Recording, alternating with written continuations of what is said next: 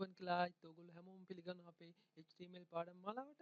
හොඳයි. අද අපි ඇත්තටම ඉන්ටරෙස්ටිං දෙයක් ගැන කතා කරන්න බලාපොරොත්තු වෙනවා. කියන්නේ මෙච්චර කාලෙට කතා කළේ ඉන්ටරෙස්ටිං නැති දේවල් නෙමෙයි. ඒනවා මෙච්චර කාලෙට කතා කළේ ටිකක් බෝරින් සයිට් එකේ ඒවා කියන්නේ අපි සාමාන්‍යයෙන් මූලිකම දැනගන්න ඕන කාරණා මොනවද කියන එක තමයි අපි කතා කළේ. මේකත් මූලික කාරණාවක් තමයි. ඒ වුණාට මේක ටිකක් ඉන්ටරෙස්ටිං දෙයක්. අපි කතා කරනවා එලිමන්ට් දෙයක් ගැන div කියන එලිමන්ට් එක සහ span කියන එලිමන්ට් එක ගැන. මොනවද මේ එලිමන්ට්?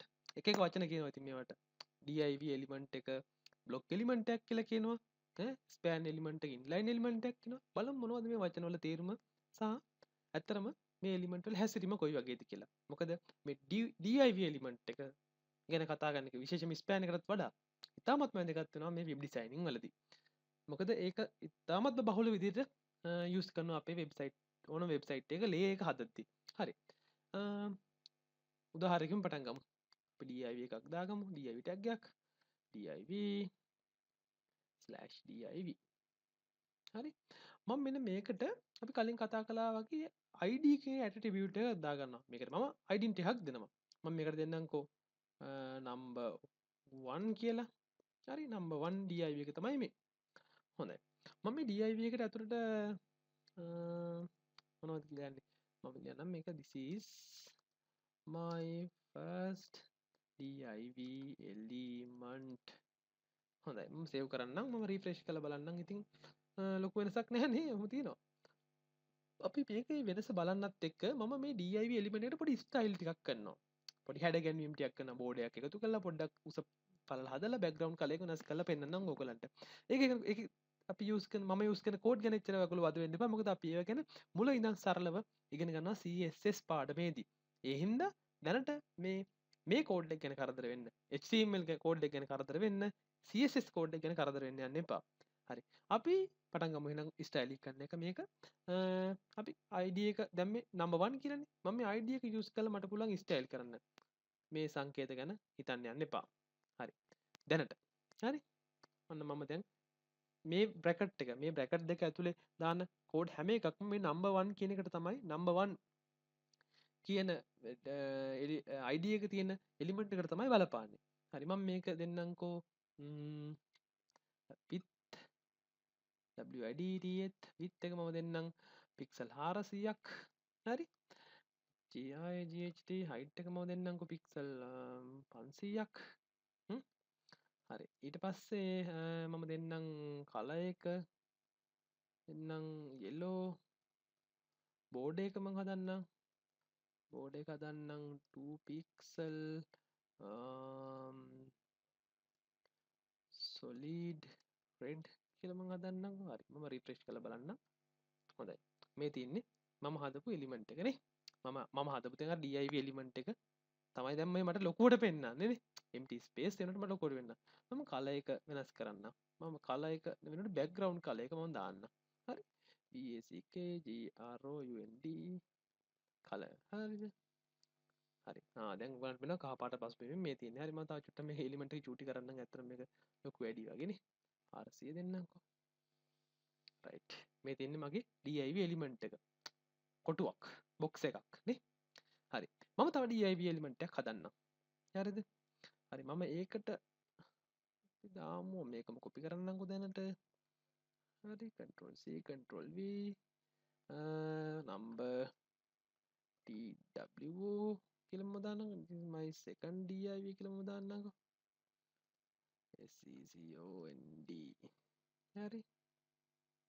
මම දැනට පොඩ්ඩක් රිෆ්‍රෙෂ් පාරක් දාලා බලන්න. අපි දැනට පේනවා ඒක යටින් ඇවිල්ලා දිනවනේ. හරි. එහෙනම් ඒකටත් පොඩි ස්ටයිලින් පාරක් දාලා බලමුනේ. මට බොහොම ලේසියෙන් කරන්න පුළුවන්. මම මේ ස්ටයිලින් එකම කොපි කරන්නම්. number 1 කියන එකම කොපි කරන්නම්කෝ. number 2 කියලානේ මම අතන දැන් id එක දැම්මනේ. TW width එක මම 400 pixel 400 pixel දෙන්නම්. මේ color එක මම වෙනස් කරන්නම්. color එක නිල් පාට කරන්නම්. BLE blue. බෝඩ් එක මම 2 pixel solid black කරන්නම්කෝ. LACK right.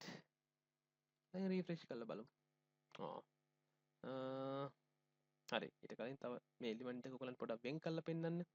පොඩි පැඩින් එකක් කරන්න. මේ මොනවද එකතු කරන්නේ කියලා ඉතින් හිතන්න යන්න එපා. margin 20 pixel කියලා දාන්නම්කෝ. හරි මේ එලිමන්ට් එක මෙහාට උනේ ඇයි කියලා අහන්න එපා මයෙන් අපි ඒක හිමිසර ඉගෙන ගමු හරිද හරි මේ තියෙන අපේ එලිමන්ට් දෙක ඔන්න බලන්න අපි අපේ එලිමන්ට් දෙක ඇත්තටම ඉන්නකම මම තව හොඳට පැහැදිලි කරන්න ඕගලන්ට මාජින් එක টොප් විතරක් හදන්නම් උඩින් වෙන විතරක් টොප් හරි ඔන්න බලන්න රයිට් දැන් ලයින් එකේ තියෙනවා මේ එලිමන්ට් දෙක පොඩ වෙන වෙලානේ හරි දැන් බලන්න අපි අපේ කෝඩ් එක ගැහුවේ කොහොමද කියලා කෝඩ් එකේ තියෙන මේ එක පිළිවෙලට ඕගලන්ට මතකයි අපි අර කලින් පාඩමේදී ලිස්ට් එකේ මතත් ලිස්ට් මෙහෙම පිළිවෙලට ගහුවා මේවා පිළිවෙලට ආවනේ නමුත් දැන් මෙතන මොකද වෙලා තියෙන්නේ මේ div tag දෙකක් සෙට් වෙලා තියෙනවා ඒ දෙක දැන් මෙහි ඉඩ තියෙද්දි මෙහෙට යන්නේ නැතුව එක යට එක ඇවිල්ලා මේ එක යට එක එන ඒවට අපි කියනවා බ්ලොක් එලිමන්ට් කියලා බ්ලොක් එලිමන්ට් කියන්නේ ඔන්න ඔක සරලයි මිහිරි හරිද අපි ඔය කියනවා බ්ලොක් එලිමන්ට් කියලා එහෙනම් ඉන්ලයින් එලිමන්ට් කියන්නේ බ්ලොක් එලිමන්ට් එකේ විරුද්ධ පැත්ත. ඒ කියන්නේ එලිමන්ට් එකේ එන්නේ එකක් මෙතන තියෙනවා නම් අනිත් එලිමන්ට් එක එන්නේ මෙතන. අපි විශේෂයෙන් හැදුවේ නැත්තම් පේජ් එකේ ඉඩක් තියෙනවා නම් අපි විශේෂයෙන් ඒ එලිමන්ට් එකේ හැසිරීම වෙනස් කරේ නැත්තම් හොඳට අහගන්න. හොඳට මතක තියාගන්න. අපි යම් කිසි එලිමන්ට් එකක් අරගෙන ඒ එලිමන්ට් එකේ එලිමන්ට් දෙකක් ගත්තා කියලා හිතන්නකෝ. හරි. එලිමන්ට් දෙකක් ගත්තාම ඒ දෙක පිහිටන්නේ මෙන්න මේ උඩ එකක් උඩ අනික ඊට යටින් නම් එහෙම පිහිටන්න අපි ඒ එලිමන්ට් දෙකේ කිසිම ස්වභාවික ගුණයක් වෙනස් කළේ නැත්තම් අපි මේ විදිහට එකක් උඩ ඊළඟ එක යට පිහිටන එලිමන්ට් මෙන්න ඒ කියන්නේ අනිත් පැත්තේ ඉඩ තියලා ඉඩ තියෙද්දි එන්නේ වගේ පිහිට එලිමන්ට් වල අපි කියනවා බ්ලොක් එලිමන්ට් කියලා. ඊළඟට පේලියට හිටින ඒවාට කියන විදිහට මූලික අවස්ථාවේදී පේලියට හිටින ඒවාට අපි කියනවා ඉන්ලයින් එලිමන්ට් කියලා. හරි. එහෙනම් div කියලා කියන්නේ ස්වභාවිකවම ගත්තාම බ්ලොක් එලිමන්ට් එකක්.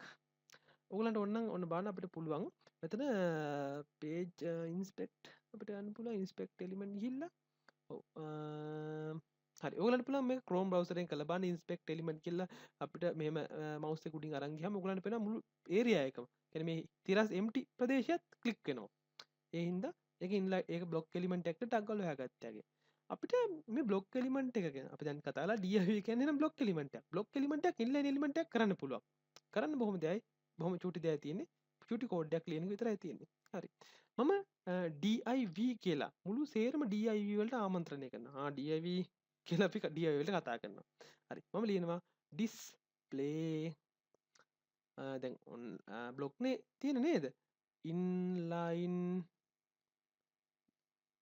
block බලමු හරියද කියලා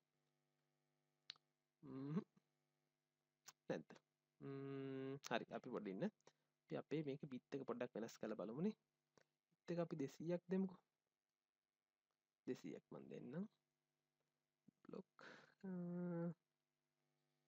හරි ඔන්න දැන් පේනවා ඉන්ලයින් බ්ලොක් ගාම 200 දැන් ඔයගොල්ලෝ කියන්න පුළුවන් නෑ මේක බිත් එක අඩු කරපු හින්දා මෙහෙම උනේ කියලා එහෙනම් අපි මේක අයින් කරලා බලමු div එක සේව් කළා රිෆ්‍රෙෂ් කළා එක යට එක පිහිටනවා ඊට පස්සේ මම display inline block display property එක හැදුවා inline block විදියට ඒ කියන්නේ inline එකක් විදියට හැදුවා right මේ inline block අපි බලමු inline විතරක් දීලා බැරිද කියලා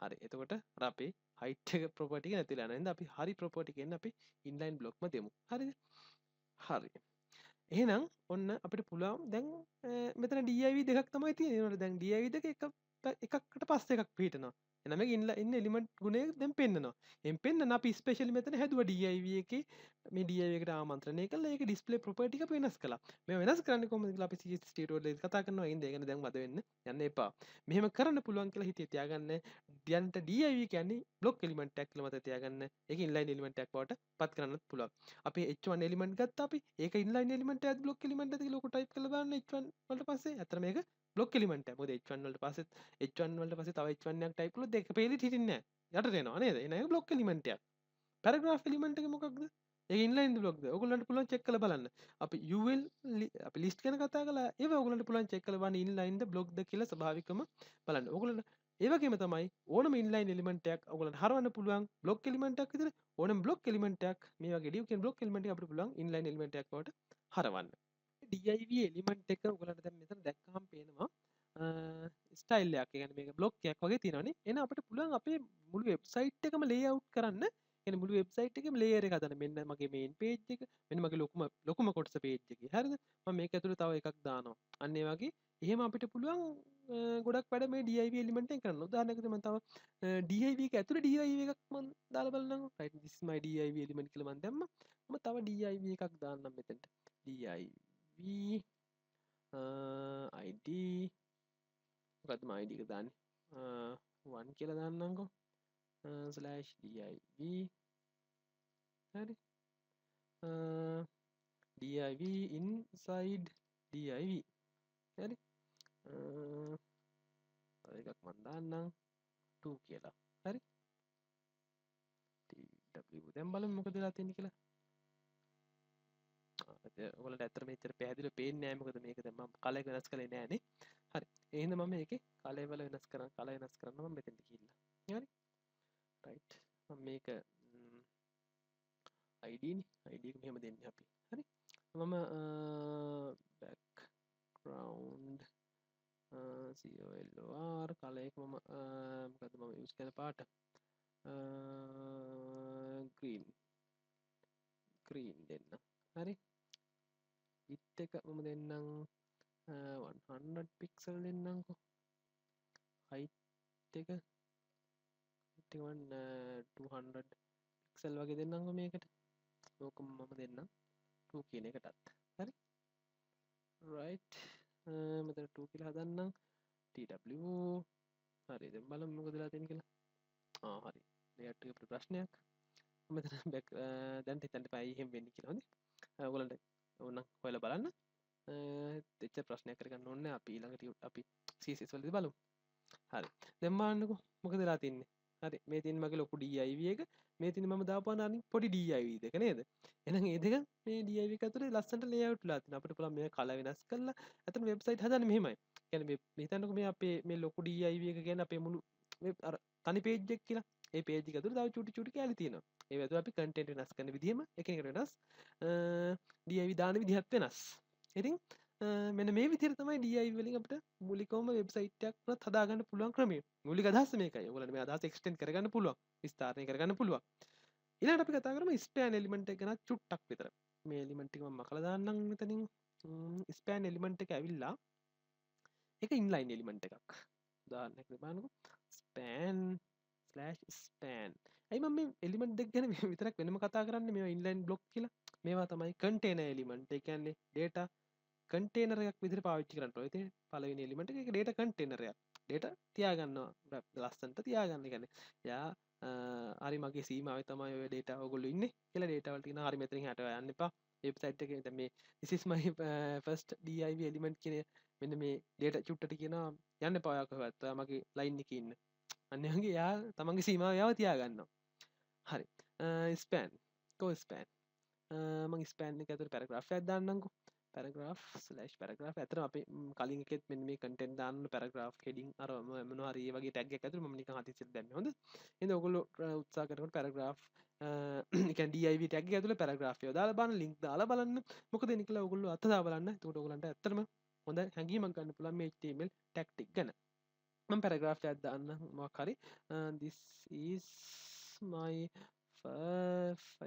first span tag. හරි මම මේකම කොපි කරන්නම්කෝ.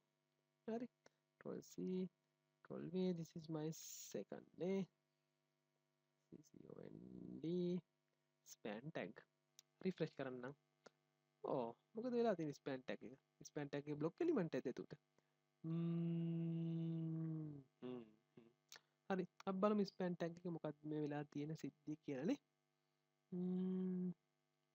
span tag එක මොකද තියෙන්නේ? span tag එක එකක් යට එකක් ඇවිල්ලා තියෙනව නේද? හැබැයි මේක ඩිෆයින් කරන්නේ ඉන්ලයින් එලිමන්ට් එකක් විතර. බලමු මොකක්ද වෙලා තියෙන්නේ කියලා. හරි. මෙහෙමයි අපිට මට වැරදුනා. අපි මේ ස්පෑන් ටැග් එක මකලා දාමුකෝ. හරි. මම ස්පෑන් ටැග් එකට කලින් මම දානවා පැරග්‍රාෆ් එකක්. පැරග්‍රාෆ් ස්පෑන් ටැග් එකට පස්සේ මම පැරග්‍රාෆ් එකක් දානවා. කියන්නේ ස්පෑන් ටැග් එක ස්පෑන් මම තියෙන පැරග්‍රාෆ් එක මකලා දාන්න. මම ඇත්තට මම වැරදියට ඔයගොල්ලෝ උදාහරණ කියලා දුන්නේ. හරි මේක හරි විදිහට අපි කරමුකෝ. හරි. මම පැරග්‍රාෆ් එක ඇතුළේ ස්පෑන් ටැග් එකක් දාලා තින්නේ. හරි. දැන් මම මේ ස්පෑන් ටැග් එක දාලා තින්නේ පැරග්‍රාෆ් එක ඇතුළේ. හරි. මම පැරග්‍රාෆ් එකට දාන්න. this data එකක් දාන්න. this is my para කියලා මම දාන්නම්කෝ. හරි. දැන් මම රිෆ්‍රෙෂ් කරලා බලන්න. මොනවද තින්නේ? this is my para. this is my first span tag. දෙකම එකට ඇවිල්ලා නේද? ඒ කියන්නේ මේ පැරග්‍රාෆ් එක ඇතුලේ මේක බෙදී යාමක් වෙලා නැහැ. හරි? ඒ කියන්නේ මේ පැරග්‍රාෆ් එකේ තියෙන ලයින් එකේම මේ ස්පෑන් ටැග් එකත් ඒ ලයින් එකේම ගිහිල්ලා. මම දැන් div එකක් දාලා බලන්න. මොකද එන්නේ කියලා බලන්න. හරි? මෙතෙන්ට div ටැග් එකක් දාලා බලන්න. /div. හරි? හැබැයි දැන් නම් මම මෙතන ඉන්ලයින් දීලා තියෙනවානේ. මම මෙතන ඉන්ලයින් දීලා තියෙනවානේ ඩිස්ප්ලේ ඉන්ලයින් කියලා. මම මේ ටික මකන්නම්. හරි දැන් බලන්න. දැන් මොකද වෙන්නේ? this is my para, this is my first open tag කියන තැනින් කැඩිලානේ. අන්න කැඩිලා. ඒ කියන්නේ මේ පැරග්‍රාෆ් එලිමන්ට් එකත් එක්ක එක ලයින් එකේ තියෙන්නේ අන්න බ්ලොක් ගුණේ. හරිද? හරි. මම දැන් මෙතෙන්ට ස්පෑන් ටැග් එක දීලා බලමුකෝ ආයෙසරයක්. මොකද වෙන්නේ කියලා. ටැග් එකක් කොනවද ස්පෑන් /span. හරි. රිෆ්‍රෙෂ් කළා ඔයාලට පේනවා එක ලයින් එකට එන එක ඉන්ලයින් ටැග් එකක්. හොඳයි. ඔන්න ඕක තමයි අපි ඉන්ලයින් සහ බ්ලොක් එලිමන්ට් අතර පොඩි වෙනස ඕගලන්ට පැහැදිලි කළේ. ඕගලන්ට පුළුවන් අපි දීලා තියෙන රිෆරන්ස් වලට ගිහිල්ලා ඉන්ලයින් බ්ලොක් අතර වෙනස හොයලා බලන්න. ඔයගොල්ලෝ හොයලා බලන්න වෙනස. ඒක හැම ටැග් එකක්ම භාවිත කරන හැම ටැග්ම එක්ක ඉන්ලයින් එක්ක බ්ලොක්. ඔයගොල්ලෝ හොයලා බලන්න පුළුවන් මොනවද ඉන්ලයින් ටැග් මොනවද බ්ලොක් ටයිප් එකේ ටැග් කියලා. ඇතර මේ DIV සහ ස්පෑන් ටැග් දෙක ගැන වඩා වැඩි අවධානයක් යොමු කරන්න මම ඔයගොල්ලන්ගෙන් ඉල්ලා සිටිනවා. විශේෂයෙන්ම DIV ටැග් එක ගැන. අපි ඉස්සරහට කතා කරමු මේ ගැන. අපි ඉස්සරහට හම්බෙයි. හරි. එහෙනම් අපි ඉස්සරහට අපිත් එකේ ටැග් හම්බෙයි. අපි බලමු මොනවද ඒ විශේෂ යෙදුම් කියලා. හරි. එහෙනම් ගිහින් එන්න. කරග ස්තුතියි.